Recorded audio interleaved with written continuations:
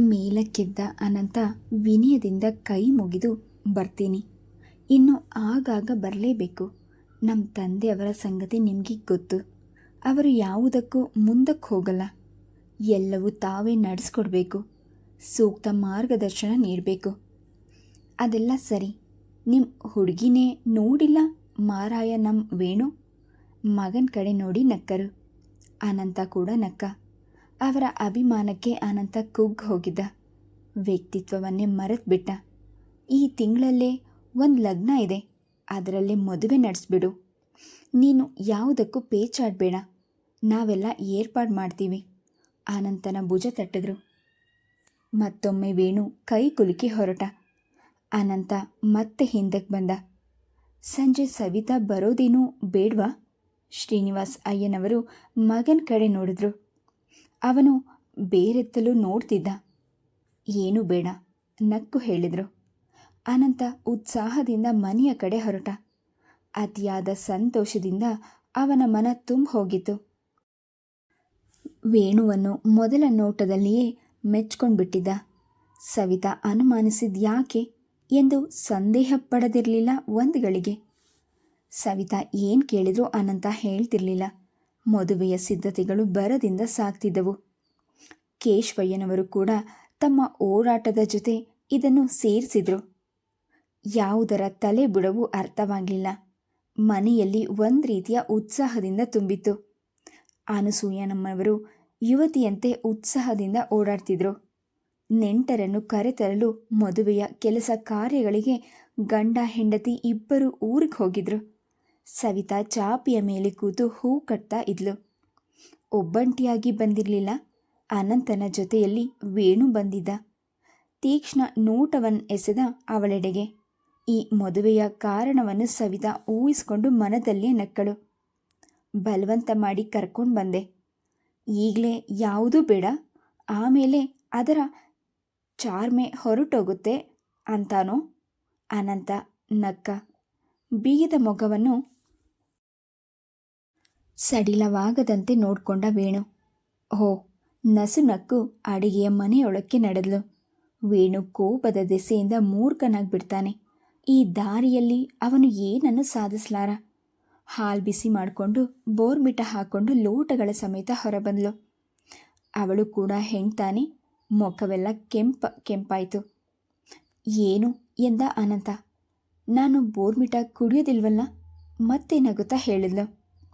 ತುಟಿ ಸವರಿಸ್ಕೊಂಡು ಬೋರ್ಮಿಟ ಕುಡಿದು ಲೋಟ ಕೆಳಗಿಟ್ಟ. ಅದು ಮಿಟ್ಟಷ್ಟು ಮಧುರ ಅಂತರಂಗಗಳು ಬಲವಂತದಿಂದ ಮೇಲೇಳಲು ಪ್ರಯತ್ನ ಮಾಡುವಂತೆ ಕಂಡುಬಂತು. ಹೋಗೋಣ್ವಾ? ಅನಂತನ ಮನದಲ್ಲಿ ಅನುಮಾನದ ಸೆಲೆ ಒಡೆಯಿತು. ಇಬ್ಬರ ಮುಖವನ್ನು ಒಮ್ಮೊಮ್ಮೆ ದಿಟ್ಟಿಸಿ ನೋಡಿದ. ಏನನ್ನು ಅರಿಯೋದು ಅವನಿಂದಾಗಲಿಲ್ಲ. ಅವರುಗಳು ಹೋದ ಎಷ್ಟೋ ಹೊತ್ತಿನವರೆಗೂ ಸವಿತಾ ನಿಂತಲ್ಲೇ ನಿಂತಿದ್ಲು. ಯಾವುದು ಕಷ್ಟ ಅಸಾಧ್ಯವಲ್ಲ ಎಂದುಕೊಂಡ್ಳು. ಹೆಣ್ಣಾದವಳಿಗೆ ಆತ್ಮವಿಶ್ವಾಸ ಬಹಳ ಅಗತ್ಯವೆಂದು ಮನದಟ್ಟು ಮಾಡಿಕೊಂಡ್ಳು. ಎಲ್ಲೆಲ್ಲಿನ ಜನವೋ, ನೋಡಿರದ ಎಷ್ಟೋ ಜನ ಬಂಧುಗಳು, ವೇಣು ಸ್ನೇಹಿತರ ಹಿಂಡೆ ದೊಡ್ಡದು. ಅವನ ಗೆಳತಿಯರೆಲ್ಲ ಹಾಸ್ಯಕ್ಕೆ ಮುಖ ಮುದಡಲಿಲ್ಲ. ಕಣ್ಣಲ್ಲಿ ನಗೆ ತುಳುಕಿಸಿ ತುಟಿಯನ್ನು ಹರಳಿಸಿ ತನ್ನ ಚಲುವನ್ನು ಸಾಬೀತು ಮಾಡಿಕೊಳ್ತಿದ್ಲು.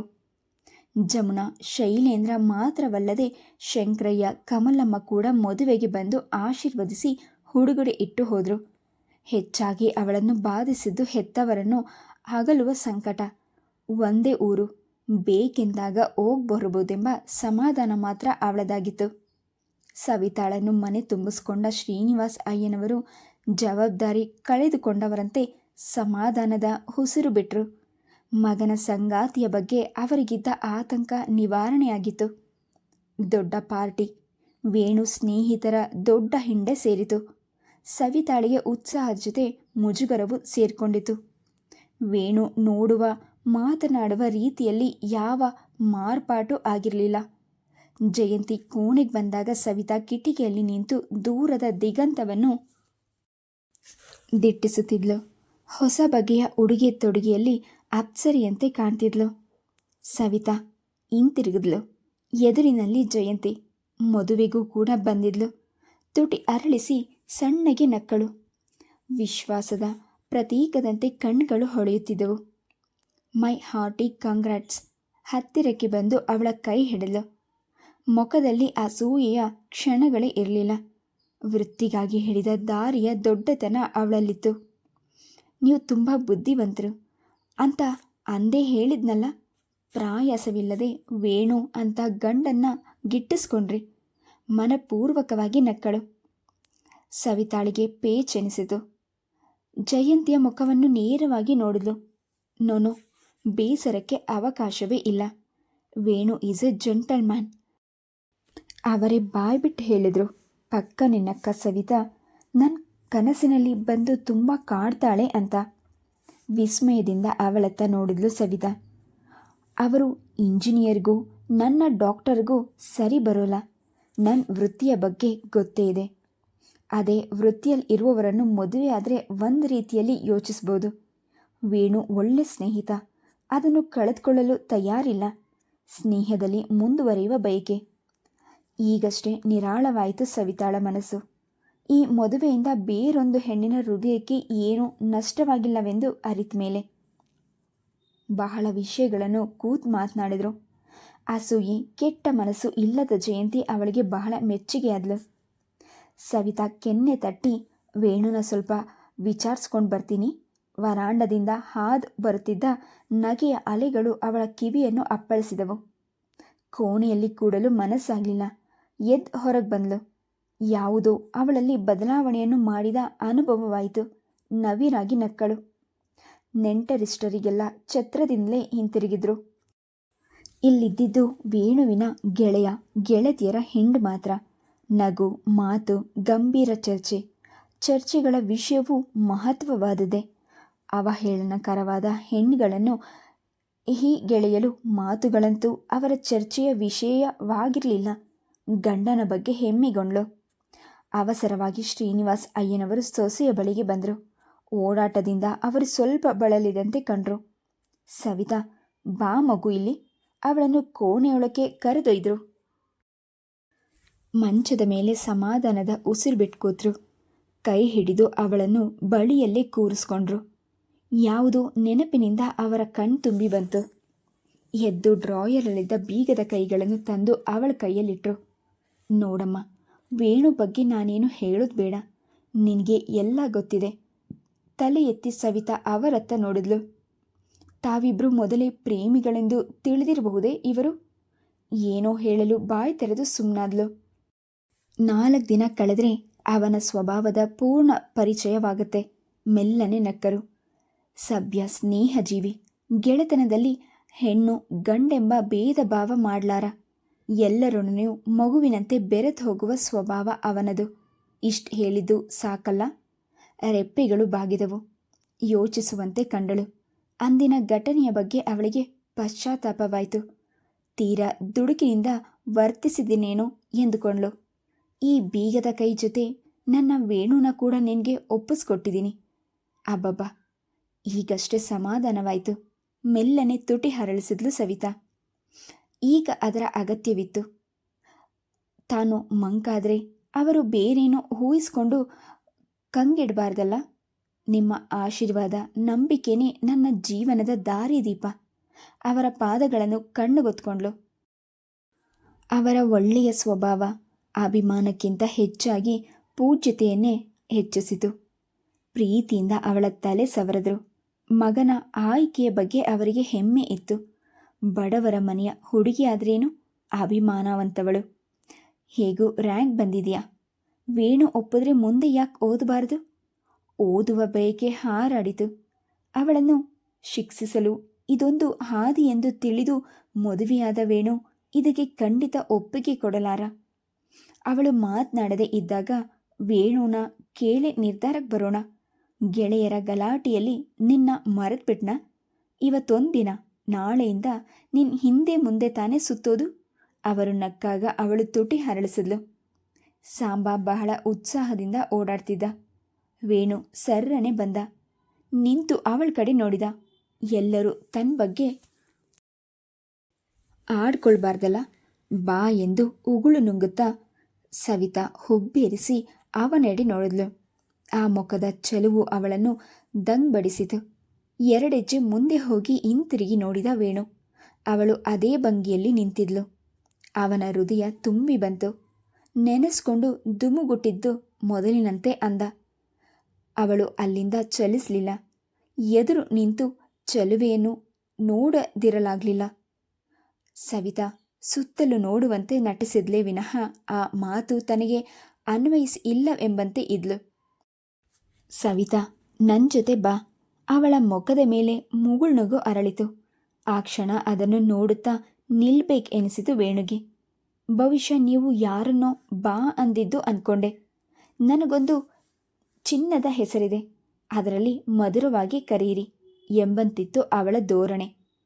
ಇವಳು ವೇಣು ಜೊತೆ ಬಂದಾಗ ಅಲ್ಲಿ ಸೇರಿದವರೆಲ್ಲ ಹಾರ್ದಿಕವಾಗಿ ಸ್ವಾಗತ ಬಯಸಿದ್ರು.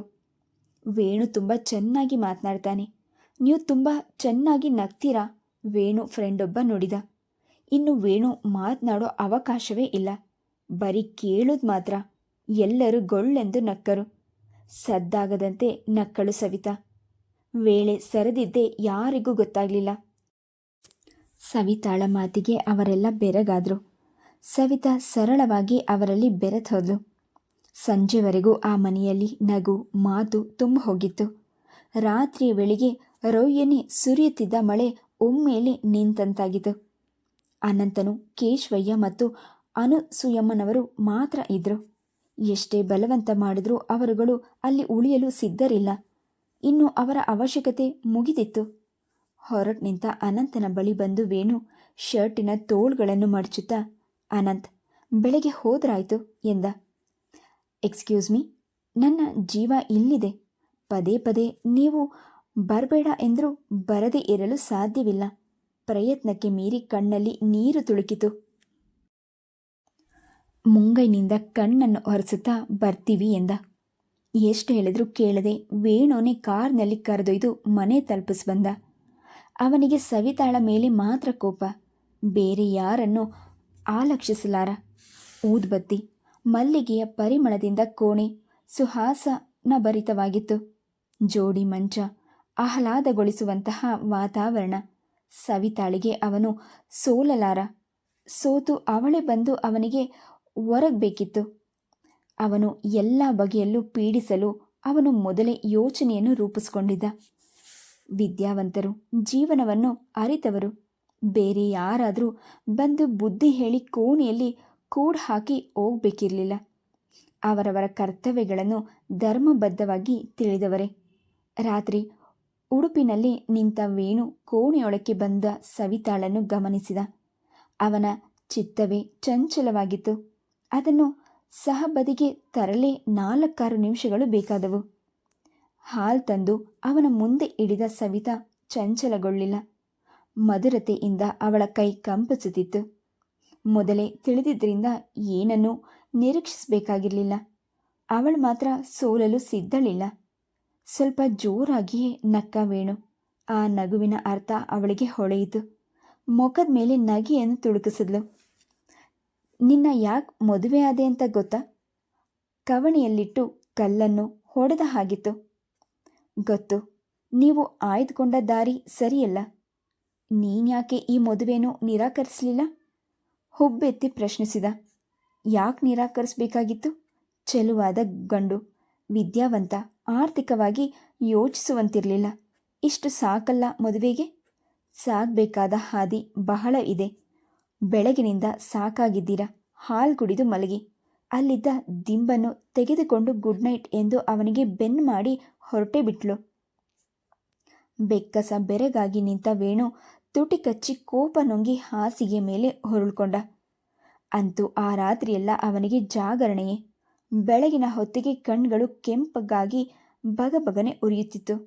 ಸಿಂಕ್ನಲ್ಲಿ ಮುಖಕ್ಕೆ ತಣ್ಣೀರು ಎರಚಿಕೊಂಡು ಸೋಫಾಕ್ಕೆ ಒರಗಿದ. ಕಾಫಿ, ಸಾಬನ ಕೀಚಲು ಧ್ವನಿಯಲ್ಲ, ಕೈ ಹಿಡಿದವಳ ಮಧುರ ಕೊರಳಿನ ಉಲಿತ. ಮೆಲ್ಲಗೆ ಕಣ್ತೆರೆದು ಚೆಲುವೆ ಸಹಕಾರ ರೂಪ ತಾಳಿ ನಿಂತಂತೆ ಕಾಣಿಸಿತು. ಸರಿಯಾಗಿ ಕೂತು ಮುಖ ಗಂಟು ಮಾಡಿಕೊಂಡು ಕಾಫಿ ತೆಗೆದುಕೊಂಡ. ಅಡಿಗೆಯ ಮನೆಗೆ ಬಂದ ಸವಿತಾ, ಸಾಂಬಾ, ತಿಂಡಿ, ಅಡಿಗೆ ನಾನು ಮಾಡ್ತೀನಿ, ನೀನು ನನಗೆ ಮೇಲಿನ ಕೆಲಸ ಮಾಡಿಕೊಡು. ಸೆರಗನ್ನು ಸೊಂಟಕ್ಕೆ ಸಿಕ್ಕಿಸಿ ತಿಂಡಿ ಮಾಡಲು ಮುಂದಾದ್ಲು. ದೊಡ್ಡ ಯಜಮಾನರಿಗೆ ಕಾಫಿ ಕೊಡಬೇಕಿತ್ತು. ಈರುಳ್ಳಿ ಹೆಚ್ಚುತ್ತಾ ಹೇಳಿದ, ನಾನು ಕೊಟ್ಟು ಬರ್ತೀನಿ. ಹೊಗೆ ಆಡುವ ಕಾಫಿ ಹಿಡಿದು ಸವಿತಾ ಮಾವನವರ ಕೋಣೆಗೆ ಹೋದ್ಲು. ಅವರಿನ್ನೂ ಎದ್ದೇ ಇರಲಿಲ್ಲ. ನಿರಂತಕವಾಗಿ ನಿದ್ರಿಸುತ್ತಿದ್ದರು. ಎಬ್ಬಿಸಲು ಮನಸ್ಸಾಗಲಿಲ್ಲ. ನಿಂತು ನೋಡಿದ್ಲು. ಕಾಫಿಯ ವಾಸನೆಗೆ ಅವರಲ್ಲಿ ಎಚ್ಚರವನ್ನು ಮೂಡಿಸಿರಬೇಕು. ಹೇಳುತ್ತಾ, ಸಾಂಬಾ, ಕಾಫಿ ತಂದ್ಬಿಟ್ಟಿಯೇನೋ ಎಂದರು. ಅಂಗೈಗಳಿಂದ ಕಣ್ಣನ್ನು ಉಜ್ಜುತ್ತಾ ಎದುರಿಗಿದ್ದ ಮನೆ ದೇವರ ಫೋಟೋವನ್ನು ನೋಡಿ ಕೈ ಮುಗಿಯುತ್ತಾ, ಕೊಡೆಯ ಇಲ್ಲಿ ಎಂದು ಅವಳತ್ತ ತಿರುಗಿದ್ರು. ಕಣ್ಗಳು ಅರಳಿತು. ತೃಪ್ತಿಯ ನಗು ಮೂಡಿತು ಮುಖದ ಮೇಲೆ. ಅಡಿಗೆ ಮನೆ ಚಾರ್ಜ್ ಕೂಡ ವಹಿಸ್ಕೊಂಡ್ಬಿಟ್ಟಿದೆಯೇನಮ್ಮ? ಹೆಣ್ಣೆಲ್ಲದ ಮನೆ ಬಂದ ಕೂಡಲೇ ಜವಾಬ್ದಾರಿ. ವೇಣುಗೆ ಹೇಳಿದ್ದೀನಿ, 1 ತಿಂಗಳು ಎಲ್ಲಾದರೂ ಹೋಗಿ ಬನ್ನಿ ಹನಿಮೂನ್ಗೆ. ಈಗ ಸರಿಯಾದ ಕಾಲವಲ್ಲ ಎನಿಸಿತು. ಕನಸು ಕಾಣೋದ್ರಲ್ಲಿ ಪ್ರಯೋಜನವಿರಲಿಲ್ಲ. ಪ್ರಾಯಾಸ ತಾಳ್ಮೆಯಿಂದ ಗಂಡನ ಮನವನ್ನು ಮಿಡಿಯುವಂತೆ ಮಾಡಬೇಕಿತ್ತು. ಮದುವೆ ಓಡಾಟದಲ್ಲಿ ಬಹಳವಾಗಿ ದಣಿದ್ಬಿಟ್ಟಿದ್ದೀರಿ.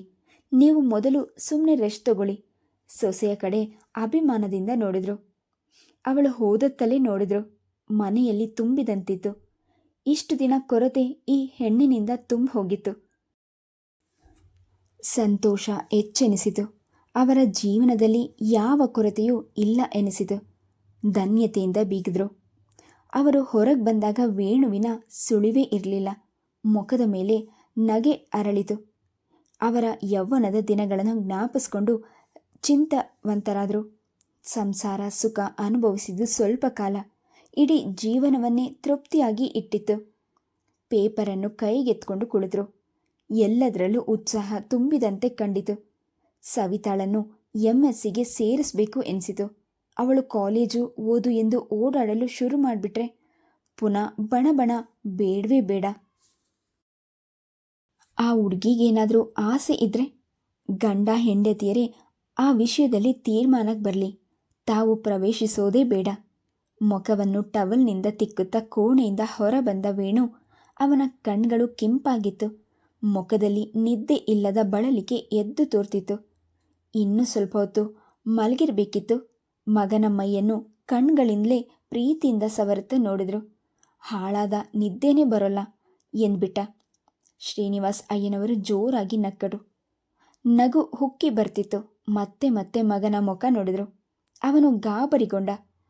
ತಾನೇನಾದರೂ ಅನುಚಿತವಾಗಿ ಆಡ್ಬಿಟ್ನ ಯೋಚಿಸುವಂತಾಯಿತು ವೇಣುಗೆ. ನಗುತ್ತಲೇ, ಸವಿತಾ, ಇಲ್ಲಿ ಬಾಮ, ನಿನ್ನ ಗಂಡನಿಗೆ ನಿದ್ದೆ ಬರಲ್ವಂತೆ.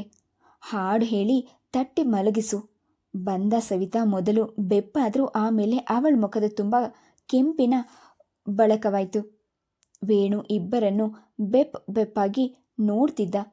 ಸವಿತಾ ಬಾಯಿಗೆ ಕೈ ಹಿಡ್ಕೊಂಡು ನಕ್ಕಳು. ಮೂಜೆನಿಸಿತು.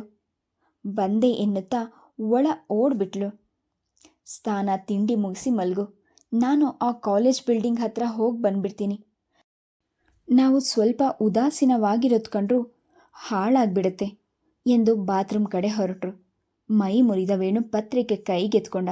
ವಿಷಯಗಳೇನೂ ಹೊಸವಲ್ಲ, ಎಲ್ಲ ಮಾಮೂಲು. ತೆಗೆದು ಟೀಪಾಯ್ ಮೇಲ್ ಎಸೆದು ಅಡಿಗೆಯ ಮನೆಯತ್ತ ನೋಡಿದ. ಅವನಿಗೆ ಈಗ ಇನ್ನೊಂದು ಲೋಟ ಕಾಫಿಯ ಅವಶ್ಯಕತೆ ಇತ್ತು. ಸಾಂಬಾ, ಕಾಫಿ ಎಂದ. ಅವನು ತಂದಿಟ್ಟ ಕಾಫಿಯನ್ನು ಗುಟುಕರಿಸಿದ. ಬೆಳಗಿನ ಕಾಫಿಯ ರುಚಿಯೇ ಇರಲಿಲ್ಲ. ಇವನ ಬದಲು ಸವಿತಾ ತಂದಿದ್ರೆ ಚೆನ್ನಾಗಿತ್ತು ಎಂದ್ಕೊಂಡ. ಅರ್ಧ ಕುಡಿದ ಕಾಫಿಯ ಲೋಟವನ್ನು ಟೀಪಾಯ್ ಮೇಲೆ ಕುಕ್ಕಿ, ಸಾಂಬಾ ಎಂದು ಅರಚಿದ. ಅವನು ಒಂದೇ ಉಸಿರಿಗೆ ಓಡ್ ಬಂದ. ವೇಣು ರೇಗಾಡಿದ್ರೂ ದಂಡಿಸ್ತಿರ್ಲಿಲ್ಲ. ಅದು ಅವನಿಗೆ ಗೊತ್ತು. ಏನು ಕಾಫಿ ಇದು ಎಂದು ಕಣ್ಗಳಲ್ಲಿಯೇ ಕಾಫಿಯ ಲೋಟವನ್ನು ತೋರಿಸುತ್ತಾ, ಬರೀ ಕಾಫಿ, ಅಮ್ಮವರೇ ಮಾಡಿದ್ದು. ಅವನ ಮುಂದೆ ಎಷ್ಟೇ ಕೋಪವಿದ್ರೂ ಮಡದಿಯನ್ನು ಅನ್ನಲಾರ. ಕಾಫಿ ಪುಡಿ, ಸಕ್ಕರೆ, ಹಾಲು ಏನೇನು ಸಾಲದು. ಮುಖವನ್ನು ಎಣ್ಣೆ ಕುಡಿದವನ ಹಾಗೆ ಮಾಡಿಕೊಂಡ. ಸವಿತಾ ಒಂದು ಟ್ರೇನಲ್ಲಿ ಸಕ್ಕರೆ, ಕಾಫಿ ಪುಡಿ, ಡಿಕಾಕ್ಷನ್, ಹಾಲು ಬೇರೆಯಾಗಿ ತಂದು ಟೀಪಾಯ್ ಮೇಲಿಟ್ಲು. ನಿಮ್ಮ ಕಾಫಿಗೆ ಇದು ಯಾವುದು ಎಷ್ಟೆಷ್ಟು ಅಂತ ಗೊತ್ತಿಲ್ಲ. ದಯವಿಟ್ಟು ಸ್ವಲ್ಪ ತೋರಿಸ್ಕೊಡ್ತೀರಾ? ಅಲ್ಲೇ ನಿಂತಳು. ನಾನೇ ಕಾಫಿ ಮಾಡಿ ಕುಡಿತಾ ಇರಲಿಲ್ಲ ಎನ್ನುತ್ತಲೇ ಸಿಕ್ಕಿದಷ್ಟನ್ನು ಹಾಕಿ ಸುರಿದು ಬೆರೆಸಿ ಕಪ್ಪನ್ನು ಎತ್ಕೊಂಡು ತುಟಿಯ ಮೇಲೆ ಇಟ್ಕೊಂಡ. ಬರೀ ಸಕ್ಕರೆಮಯ ಕಪ್ಪನ್ನು ಕುಕ್ಕಿ ಹೊರಗೆಸೆದ. ಹೋದ ಸಾಂಬ ಬಾಯಿಗೆ ಟವಲ್ ಹೊತ್ಕೊಂಡು ನಗ್ತಿದ್ದ. ಇದು ಚಲೋ ತಮಾಷೆ ಎನ್ಸಿರ್ಬೇಕು ಅವನಿಗೆ. ಟ್ರೇ ತೆಗೆದುಕೊಂಡು ಹೋಗುವಂತೆ ಕಣ್ಣಲ್ಲೇ ಸನ್ನೆ ಮಾಡಿ ಬೆಡ್ರೂಮ್ಗೆ ಬಂದ್ಲು. ತಾಯಿ ಇಟ್ಟು ಹೋದಂತೆ ಎಲ್ಲ ಯಥಾಸ್ಥಿತಿಯಲ್ಲೇ ಇತ್ತು. ಇದನ್ನು ನೋಡಿ ಕಲ್ಪನೆಗಳನ್ನು ಹಣೆಯುವಂತಹ ಹೆಂಗೆಳೆಯರು ಗುಂಪು ಇರಲಿಲ್ಲ. ಸಮಸ್ಯೆಗಳನ್ನು ಎದುರಿಸಬೇಕಾಗಿರಲಿಲ್ಲ. ಹಾಸಿಗೆಯನ್ನು ಸರಿ ಮಾಡಿ ಅವೆಲ್ಲ ಎತ್ತಿಟ್ಟು ಹಾಲನ್ನು ಸಿಂಕ್ನೊಳಗೆ ಉಯ್ಯುವಾಗ ಎದೆ ಉತ್ತಿಕೊಂಡು ಬಂತು ದುಃಖ. ಕಣ್ಣಲ್ಲಿ ಚಿಮ್ಮಿದ ನೀರನ್ನು ಸೆರಗಿನಿಂದ ಒರೆಸ್ಕೊಂಡ್ಳು. ಕೋಣೆಯ ಬಾಗಿಲಿಗೆ ಬಂದ ವೇಣು ಹಾಗೆ ನಿಂತ. ಅವಳ ಮುಖ ನೋಡಿ ಅಯ್ಯೋ ಎನಿಸಿತು. ಅವಳನ್ನು ತಬ್ಬಿ ಸಮಾಧಾನ ಮಾಡುವ ಬೈಕಿಯನ್ನು ಹತ್ತಿಕ್ಕಿ ಗಂಟಲನ್ನು ಸರಿ ಮಾಡಿಕೊಂಡ. ಸವಿತಾ ಹಾಲಿನ ಲೋಟ ಕೈಯಲ್ಲಿ ಹಿಡಿದು ಅವನನ್ನು ಸವರಿಕೊಂಡೇ ಹೊರಟೋದ್ಲು. ಬೆಳದಿಂಗಳಿನಂತೆ ಸ್ವಚ್ಛ ಭಾವದಿಂದ ಕೂಡಿದ ಮುಖದ ಮೇಲೆ ವೇದನೆಯನ್ನು ಗುರುತಿಸೋದು ಕಷ್ಟವಾಯಿತು. ತುಟಿ ಕಚ್ಚಿ ಕ್ರಾಫನ್ನು ಕೆರ್ಕೊಂಡ. ಉತ್ಸಾಹ ಕೂಡಿ ಬರಲಿಲ್ಲ. ಹೋಗಿ ಮಲಗಿ ಕಣ್ಣು ಮುಚ್ಚಿದ. ಸವಿತಾ ಬಂದು ಎದುರು ನಿಂತಂತಾಯಿತು. ಮಗ್ಗಲು ಬದಲಾಯಿಸಿದ. ಇವಳ ಕಾಟ ಅತಿಯಾಯಿತು ಎಂದುಕೊಂಡ. ದಿಂಬನ್ನು ಮುಖಕ್ಕೆ ಅಡ್ಡವಾಗಿ ಹಿಡಿದ. ನಗು ಬಂತು. ಎದ್ದು ಕೂತು ಮೈ ಮುರಿದು ಎದ್ದು ಬಂದ. ಸ್ನಾನ ಮುಗಿಸಿದ ಶ್ರೀನಿವಾಸ್ ಅಯ್ಯನವರು, ವೇಣು ಸ್ನಾನ ಮಾಡಿಕೊಂಡು ಬಾರಪ್ಪ, ತಿಂಡಿ ತಿನ್ನೋಣ, ಮಗನನ್ನು ಕೂಗಿದ್ರು. ಟವಲನ್ನು ಹಿಡಿದು ಹೋಗಿ ಬಾತ್ರೂಮ್ ಹೊಕ್ಕ. ಬಿಸಿ ನೀರಿನ ಶವರ್ ಕೆಳಗೆ ನಿಂತು ಉಲ್ಲಾಸದಿಂದ ಸ್ನಾನ ಮಾಡಿದ. ಸಮರ್ಪಕ ಎನಿಸಲಿಲ್ಲ. ಏನೋ ಕೊರತೆ ಇದೆ ಎನಿಸಿತು. ತಲೆ ಒರೆಸಿಕೊಳ್ಳುತ್ತಾ ಹೊರಗೆ ಬಂದ. ಶ್ರೀನಿವಾಸ್ ಅಯ್ಯನವರು ಪೇಪರನ್ನು ನೋಡೋದ್ರಲ್ಲಿ ಮಗ್ನರಾಗಿದ್ದರು. ಕೋಣೆಗೆ ಹೋಗಿ ಬಟ್ಟೆ ತೊಟ್ಟು ತಲೆ ಬಾಚಿ ಹೊರಗೆ ಬಂದ. ಊಟದ ಟೇಬಲಿನ ಮುಂದೆ ಶ್ರೀನಿವಾಸ್ ಅಯ್ಯನವರು ಕೂತಿದ್ರು. ಬಿಸಿಯಿಂದ ಹೊಗೆ ಆಡುವ ತಿಂಡಿ ರೆಡಿಯಾಗಿತ್ತು. ತಿಂಡಿ ತಗೊಳ್ಳಿ. ಬಾಯಿಯ ಬಳಿ ಹೋದ ತಿಂಡಿಯ ಸ್ಪೂನ್ ವೇಣು ಕೈಯಲ್ಲಿ ಹಾಗೆಯೇ ಉಳಿಯಿತು. ಚೆಚೆ, ಇದು ಸಾಧ್ಯ ಅಲ್ಲ ಎನಿಸಿತು. ಸಾಂಬಾನನ್ನು ಜೊತೆಯಲ್ಲಿ ಕೂರಿಸಿಕೊಂಡು ತಿಂತಿದ್ದ. ಇನ್ನು ತಾಳಿ ಕಟ್ಟಿದ ಮಡದಿ, ಸಾಧ್ಯ ಇಲ್ಲ ಎನಿಸಿತು.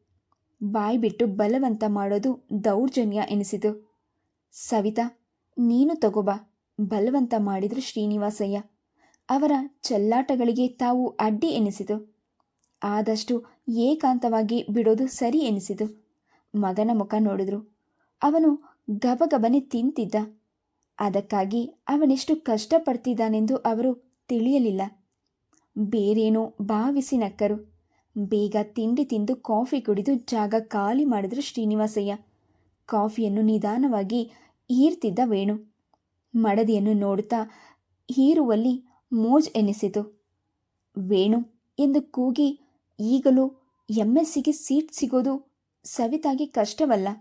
ನೀನು ಇಷ್ಟಪಟ್ಟರೆ ಕಳಿಸೋಣ. ಅವನ ಯೋಚನೆಯೆಲ್ಲ ತಲೆ ಕೆಳಕಾಗುವಂತೆ ಕಾಣಿಸುತ್ತಿತ್ತು. ಬೇಡಪ್ಪ, ಮಗನ ಮುಖ ನೋಡಿದ್ರು. ಅವರಿಗೂ ಬಲವಂತ ಮಾಡೋದು ಬೇಕಿರಲಿಲ್ಲ. ತಂದೆ ಮಗ ಇಬ್ಬರು ಹೊರಟಾಗ ಸವಿತಾ ಒಳಗೆ ಬಂದು ಸೋಫಾ ಮೇಲೆ ಕುಸಿದ್ಲು. ಸಾಂಬ ಅಡುಗೆ ಮಾಡ್ತಿದ್ದ. ಅವಳಿಗೆ ಕೆಲಸದ ಯೋಚನೆ ಇರಲಿಲ್ಲ. ಜಮುನಾಳ ನೆನಪು ಬಂತು. ಮದುವೆಗೆ ಬಂದಾಗಿನ ಚಿತ್ರ ಅವಳ ಕಣ್ಣು ಮುಂದೆ ಸುಳಿಯಿತು. ಕಣ್ಗಳು ಒಳ ಸೇರಿದವು. ಮುಖ ಬರೀ ಮೂಳೆ ಚಿಕ್ಕವಳಾಗಿದ್ಲು. ಪ್ರಶ್ನಿಸಿದಾಗ ಸುಮ್ಮನೆ ನಕ್ಕಿದ್ಲು. ಮುಂದಿನ ದುರಂತವನ್ನು ನೆನೆದು ಗಡಗಡನೆ ನಡಗದ್ಲು. ರೆಪ್ಪೆಗಳು ಕೆನ್ನೆಯ ಮೇಲೆ ಮಲಗಿದವು. ಜಮುನಾ ಎಂದು ಉದ್ಗರಿಸಿದ್ಲು. ಎಷ್ಟೊತ್ತಿನವರೆಗೂ ಹಾಗೆಯೇ ಕೂತಿದ್ಲು. ಜಮುನಾ ಪೂರ್ಣವಾಗಿ ಮನೋರೋಗಿ ಆಗಿದ್ದಾಳೆ ಎಂದ್ಕೊಂಡ್ಳು. ಗಂಡಿನ ದೌರ್ಜನ್ಯದ ಮುಂದೆ ಸಂಪೂರ್ಣ ಅಬಲೆಯೇನೋ ಹೆಣ್ಣು. ಇಲ್ಲ, ಮೆಲ್ಲಗೆ ಚೀರಿದ್ಲು. ಅಮ್ಮ ಎಂದು ಸಾಂಬ ಎದುರು ನಿಂತಾಗ ನಾಚಿಕೆಯಾಯಿತು. Please subscribe the channel, like and share. Thank you.